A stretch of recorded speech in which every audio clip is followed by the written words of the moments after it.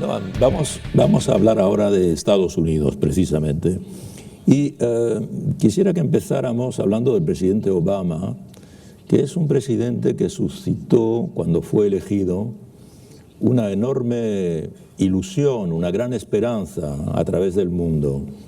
Primero porque era el primer representante de la comunidad negra elegido presidente de los Estados Unidos, y se pensaba que era un hombre que iba a orientar la política exterior de Estados Unidos hacia una dirección, digamos, más en acuerdo con los principios éticos de la Constitución americana. ¿Qué balance hace usted, en síntesis, evidentemente, de los 7 años de gobierno del presidente Obama?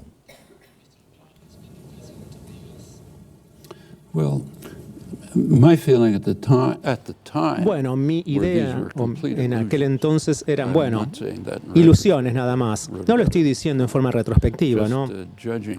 Pero si pensamos en la forma en que él se presentaba, sí, ¿no? Como rhetoric, pero me refiero a las políticas que uno podía leer en sus páginas web, creo que eran, digamos, horrendas. Respecto de la política exterior, bueno, los cambios son muy diminutos.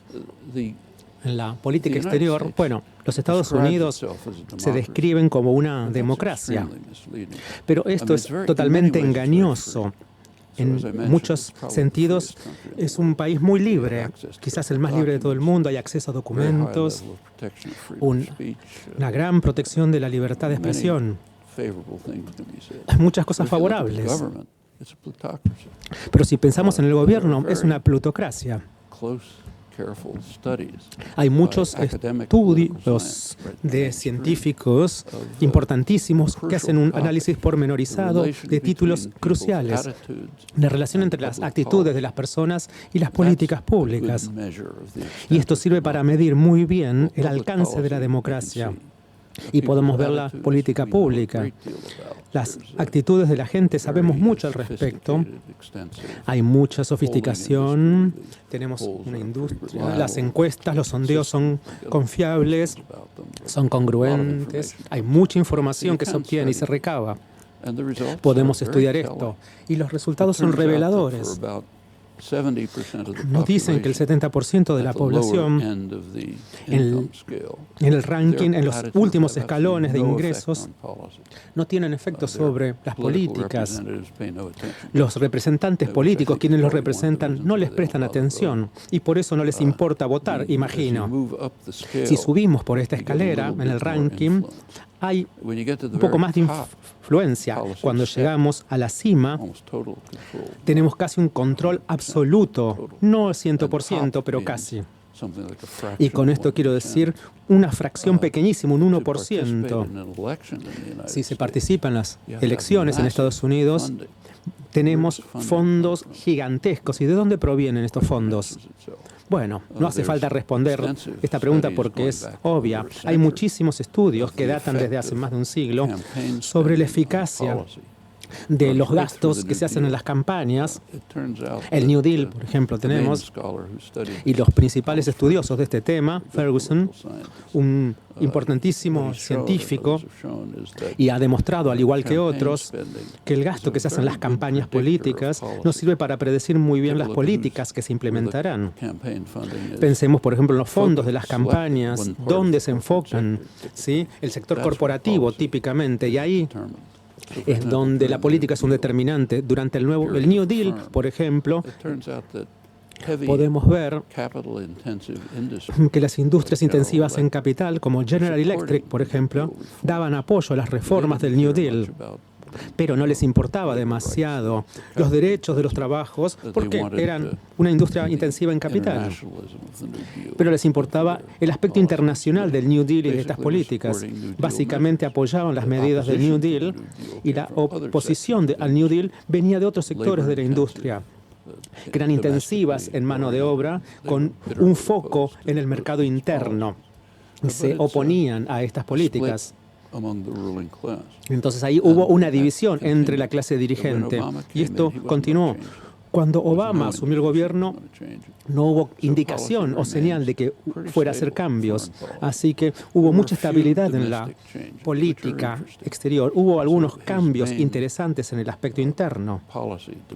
Así que en este ámbito, la política interna hizo el cambio y se sancionó la ley que se llama Obamacare sobre cuidados sanitarios y las medidas de salud. Los Estados Unidos, el sistema de salud en este país, sí es un escándalo internacional. ¿Por qué?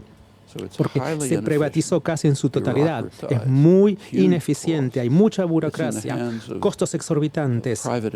Está en manos de instituciones privadas a quienes no les importa la salud, sino hacer más dinero, ganar más. Entonces, los costos de la atención sanitaria son más del doble por per cápita que en un país similar de Europa. Y los resultados que se obtienen son muy, muy malos, muy precarios. Así que es un sistema realmente pésimo, sobre todo por el tema de la privatización. El público durante mucho tiempo ha estado a favor de un sistema nacional. Por ejemplo, en el 90, la mayoría de la población, y literalmente lo digo, la mayoría pensaba que se debía tener una garantía constitucional para tener atención sanitaria. Digamos que el 40% de la población pensaba que esto estaba en la Constitución, que hubiera sido algo bueno. Y especialmente las instituciones financieras se oponen con fervor a esto, por supuesto, porque quieren un control en manos privados. Cuando Obama asumió el gobierno, hizo una especie de punto medio, llegó a una especie de punto medio, digamos. Hizo una privatización y algunas mejoras. Así que las propuestas que hizo mejoró otras propuestas. Por ejemplo, mayor acceso. Las compañías de seguro no pueden impedir darle esta cobertura de seguro a ciertas personas que tienen potencialmente ciertas enfermedades. Y ha habido mejoras, pero sigue siendo privado y es muy ineficiente, extremadamente oneroso. ¿Pero qué quiere el público? Bueno, hay muchas deliberaciones, discusiones en los medios al respecto para mantenerlo o no como sistema privado. Pero hubo lo que se llamaba una especie de opción pública de las elecciones disponibles para las personas. Una es una atención médica pública del tipo que existe, por ejemplo, para los jubilados, los mayores. Una opción era tener este sistema. 2/3 de la población aproximadamente apoyaron esto, pero Obama ni siquiera lo había pensado. No lo pensó en un segundo, lo rechazó de pleno. ¿Sí? Y pensemos en las empresas. Hay una ley en Estados Unidos, bueno, quizás el único país del mundo, que impide que el gobierno negocie estos precios. Entonces, el gobierno no puede negociar, por ejemplo, el precio de los clips, ¿sí? O de elementos de librería, por ejemplo, en el Congreso. Entonces, hay costos que son exorbitantes en Estados Unidos y el 85% de la población se negó. Así que ni siquiera se analizó este tema. El poder. Bueno, los Estados Unidos es como una sociedad, digamos, dirigida por empresas, corporativa. Y es una de las razones por la cual esta infraestructura, bueno, es así, la salud pública, bueno, todo funciona así. Y uno de los efectos, y estas son instituciones muy poderosas, el presidente que quiera superar estos escollos, quizás podría haberlo hecho apelando a movimientos populares para obtener su apoyo, algo que pasó con New Deal, con los movimientos de trabajadores, activismo político. Un presidente Roosevelt que tuviera cierta compasión y fue capaz de imponer ciertas medidas sociodemocráticas. Pero bueno, Obama no tuvo este enfoque, así que sí hubo ciertos logros. No es 0%, pero nada como las ilusiones que se crearon en un principio. Y el efecto de estas ilusiones fue desafortunado. Mucha gente, los jóvenes, trabajaron entusiastamente a favor de las elecciones y esperaban que sucedieran cosas maravillosas, pero se quedaron totalmente desilusionados. En primer lugar, no deberían haber estado ilusionados, pero bueno, cuando nada sucedió, algunos se vieron realmente descorazonados totalmente y nada sucedió. Y el gobierno se ha ido tanto a la derecha que prácticamente salió del espectro. Entonces tenemos estos gobiernos que dominan ambas cámaras en el Congreso, en las elecciones que han ganado, y el republicano no es un partido popular. Antes sí, pero ya no. Ahora los republicanos es los que llamamos una insurgencia radical, como se le define. Se opone a la política parlamentaria, y estoy citando a uno de los comentadores políticos conservadores más famosos, Amelstein, y simplemente ha descrito que este partido político tiene una especie de insurgencia radical. No participan realmente en el sistema parlamentario. De hecho, están tan abocados a su propia meta de enriquecer a los que ya son extremadamente ricos y de proteger al sector corporativo. Están tan dedicados a esta meta que no tienen forma de obtener votos expresando y publicando sus programas, sino que tienen que apelar a sectores de la población que siempre han estado ahí apoyándolos, pero que nunca se organizaron como fuerzas políticas. Incluso, por ejemplo, los cristianos evangélicos o los fundamentalistas, los cristianos fundamentalistas, un gran segmento de la población de los Estados Unidos. Así que han movilizado una gran parte de esta base. Los supernacionalistas, los que están muy asustados del desarrollo demográfico que se está llevando a cabo. Bueno, saben que Estados Unidos ha sido una sociedad muy racista. Bueno, como Europa quizás creo que es un poco peor, pero Estados Unidos es un país muy racista. Y si pensamos en los aspectos demográficos, la población blanca está por convertirse en la minoría. Y hay grandes sectores de la población que tienen sumo temor y preocupación. Y la frase que podemos utilizar, incluso algunos líderes políticos lo hacen, es: los blancos dicen, nos están sacando el país, no lo podemos, ya no está más en nuestras manos. Los negros, los asiáticos, los hispanos nos están robando el país. Y nuestro país tiene que ser un hermoso país blanco, anglosajón, y nos los están robando. Bueno, y esto es lo que moviliza a este grupo de gente, ¿sí? El país, los Estados Unidos de hace muchos años siempre ha sido un país muy fragmentado en algún país, ¿sí? Un país agrícola. Ahora no tenemos legislación en los estados que permita que la gente tome armas para llevar a sus centros de día. Bueno, por ejemplo, si uno quiere cuidarse a sí mismo, si quiere salir a tomar un café. Y esto es real. Y lo podemos rastrear en la historia. Y, por ejemplo, ¿por qué? Porque Estados Unidos es un país tradicionalmente de gente que fue a colonizar, los inmigrantes, no como Inglaterra, que envió a los colonos a Australia y que tuvieron que exterminar y sacar a los aborígenes naturales. Esto requiere lo que se llama defensa, es decir, protegerse de las poblaciones indígenas locales. Bueno, no van a cometer suicidio. Si uno lee la Constitución y la Declaración de Independencia, bueno, no son tan nobles o magnas. La Declaración de Independencia habla de la necesidad de defenderse de los salvajes indígenas. Bueno, entonces ahí recurrimos a la destrucción. Thomas Jefferson fue un hombre inteligente y sabían que los salvajes eran los ingleses. Y sabe cuál era la destrucción que llevaban a cabo. Y era una sociedad esclavista. Así que había un gran temor de que los esclavos pudieran liberarse de esta esclavitud. Y después de la revolución de Haití, este temor llegó a las nubes.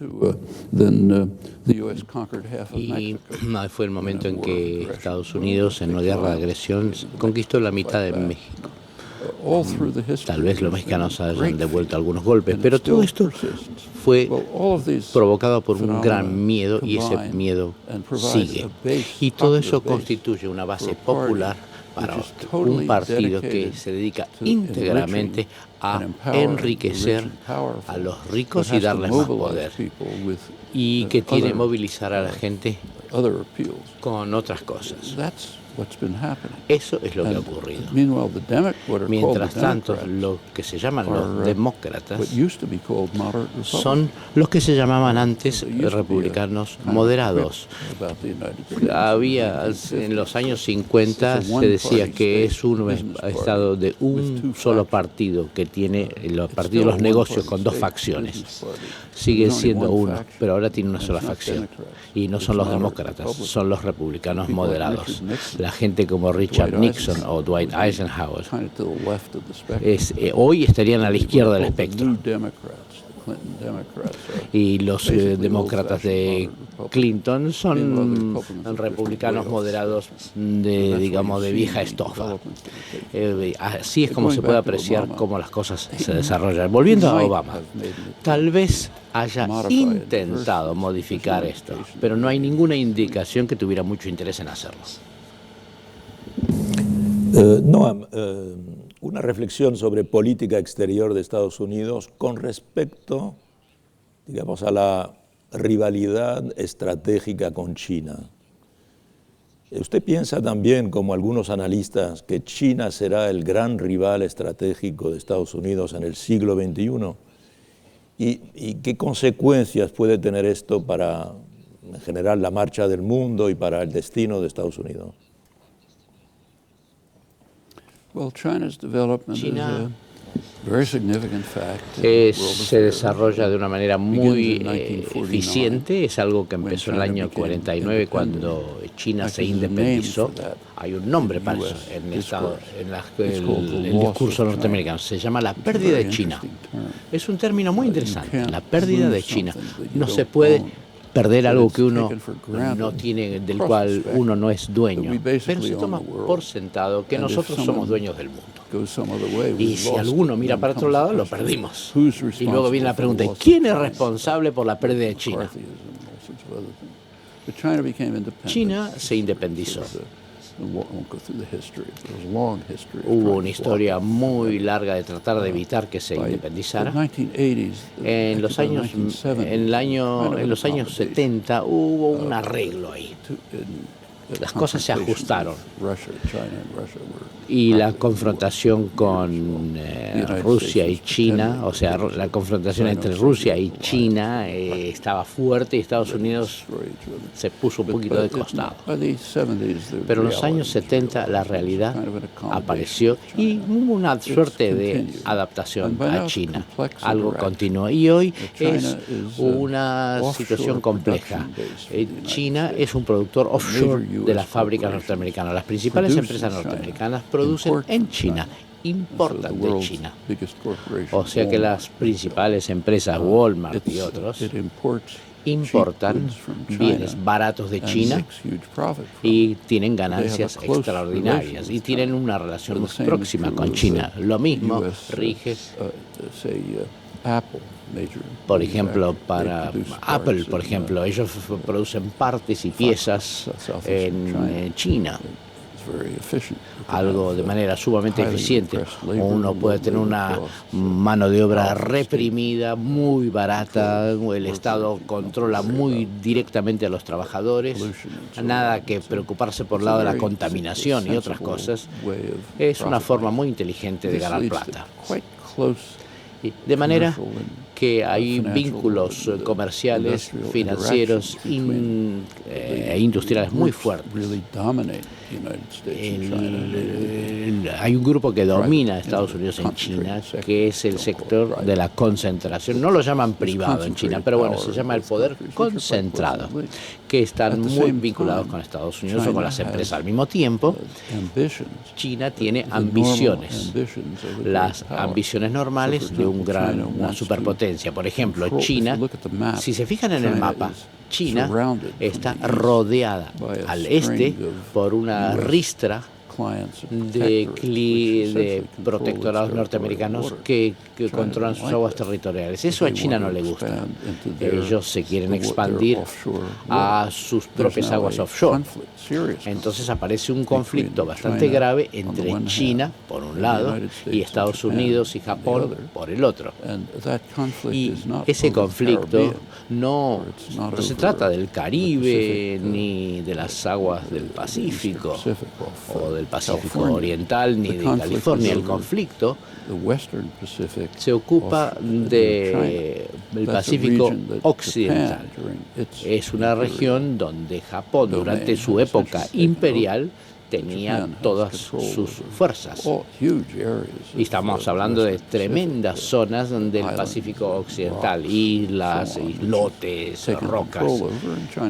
Y ellos lo controlan, pero a China no le gusta. Y no es una broma. En este momento, los jets japoneses y chinos pasan continuamente sobre islas que tienen ningún sentido, Senkaku, Daegu y otras. Y esas cosas en algún momento podrían desembocar en una guerra. Lo mismo entre Estados Unidos y China.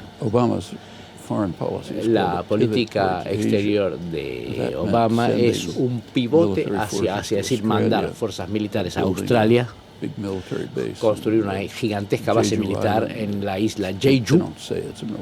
No dicen que es una base militar, pero seguramente lo es. Tienes a pocos kilómetros de China, Okinawa, donde la población se opone terriblemente a las bases militares. Japón, que controla ese territorio, Estados Unidos quiere mantener las bases de ese lugar y las bases se están reconstruyendo, es más, expandiendo, con las tremendas objeciones de la población y de China, que lo mira como una amenaza con cierta justificación. Por ejemplo, en el año 1962, en el momento de la crisis de los misiles en Cuba, cuando Khrushchev mandó los misiles a Cuba, unos meses antes, Kennedy había mandado misiles a Okinawa, misiles que eran ofensivos que apuntaban a China, en un momento en que la tensión entre los dos era tremenda y China e India estaban casi en guerra. Mucho no se habla de eso. O sea que hay una confrontación en potencia, no solamente con Estados Unidos, sino también con los países vecinos, como las Filipinas, Vietnam, Japón, por supuesto. Y es un problema de tensión, pero de manera subyacente hay un problema económico, hay una tremenda interacción económica de producción, de finanzas, de importaciones, etcétera, etcétera. De manera que seguramente va a seguir siendo un tema importantísimo en los asuntos internacionales. No obstante, mucho se ha hablado de la nueva potencia de China en el siglo XXI. Creo que se exagera tremendamente. El crecimiento de China ha sido fuerte durante muchos años, pero sigue siendo un país sumamente pobre. Si se fijan, por ejemplo, el índice de desarrollo humano de las Naciones Unidas, creo que China está en la posición 90 y no se mueve mucho. Tiene tremendos problemas internos. El movimiento laboral se está saliendo, rompiendo sus cadenas. Hay muchas luchas, muchas huelgas, protestas, tremendos problemas ecológicos. La gente habla de polución, pero es mucho peor. Hay destrucción de los recursos agrícolas más bien limitados. Se enfrenta con tremendos problemas que Estados Unidos y Europa no tienen. Y sigue habiendo una tremenda pobreza. Y no está a punto de transformarse en un poder hegemónico. De manera que la presión de Estados Unidos y Japón sobre China, desde el este, por lo tanto, están empujando a China hacia Asia Central. Y uno de los desarrollos más importantes de los asuntos mundiales recientemente es el establecimiento de lo que se llama la Organización de Cooperación de Shanghái, basada en China, pero que incluye Rusia, los estados centrales asiáticos, India, Irán como observador, que se está desplazando hacia Europa y en algún momento también va a tomar a Turquía y tal vez seguir expandiéndose hacia Europa, con lo cual se reconstituiría algo así como sería la ruta de la seda, la vieja ruta de la seda, que salía de China y que se iba hacia Europa, que se estaría reconstituyendo. A Estados Unidos no le gusta.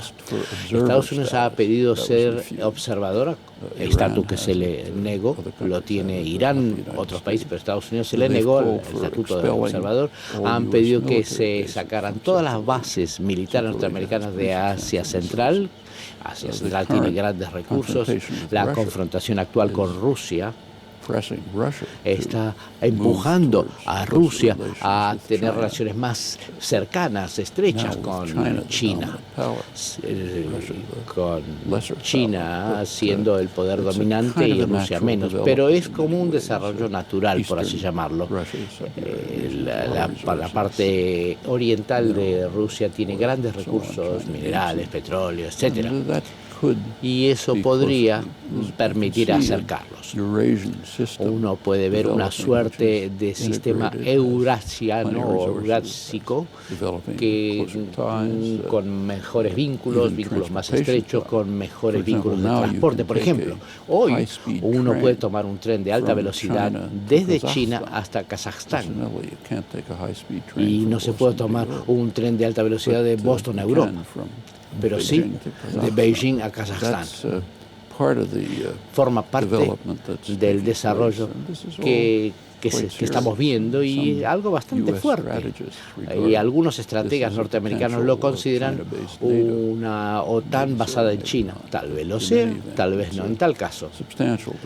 Hay grandes avances y todos estos avances, tiene razón usted al decir que son amenazas potenciales en los asuntos internacionales que podrían transformarse en peligrosas o graves. Pero hay mucha interacción compleja que ocurre que podría llevar a confrontaciones potenciales.